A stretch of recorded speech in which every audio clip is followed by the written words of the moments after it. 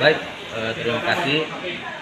Alhamdulillah hari ini hari Senin tanggal 1 November 2021 di SMP 3 dimulai pelaksanaan treatment Jinos yang dimulai pada siswa yang hadir hari ini, yaitu kelas 7 dan kelas 8. Insyaallah nanti besok akan dilanjutkan lagi kepada siswa yang lainnya. Berapa siswa Pak yang mengikuti dinas hari ini?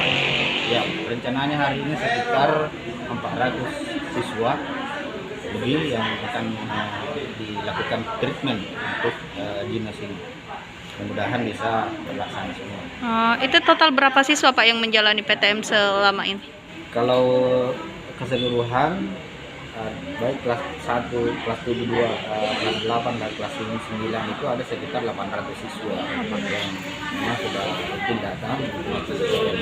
Jadi selebihnya besok Pak ya untuk Ya, dinasnya? insyaallah besok, dan kalau masih ada besok tidak dilaksanakan mungkin hari ketiga lagi, karena rencananya tim medis ini 3 hari ada di sekolah. Oh, 3 hari.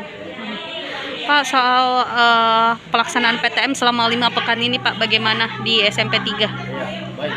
Alhamdulillah sejak tanggal 4 Oktober kami sudah melaksanakan pelaksanaan PTM terbatas ini, tatap muka terbatas, dan alhamdulillah sampai saat ini belum ada kendala berarti karena mungkin siswa diminta untuk tetap mengikuti protokol kesehatan gitu.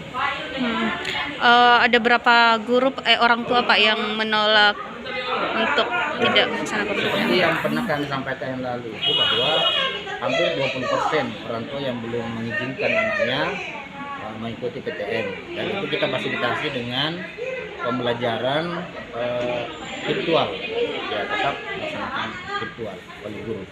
Jadi hybrid Pak ya? Ya, hybrid, blended itu dilakukan.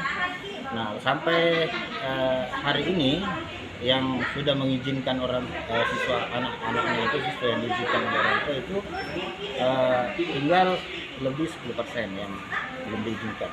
Sisa 10%. Sudah 80% lebih yang diizinkan untuk belajar. Adakah proses edukasi mungkin Pak ke orang tua dari pihak sekolah? Ya, kami selalu memberikan informasi baik secara lisan maupun secara tertulis, himbauan kepada orang tua tentang sosialisasi mengenai PTM ini. Iya. Dan tentu kami menjadi persatuan.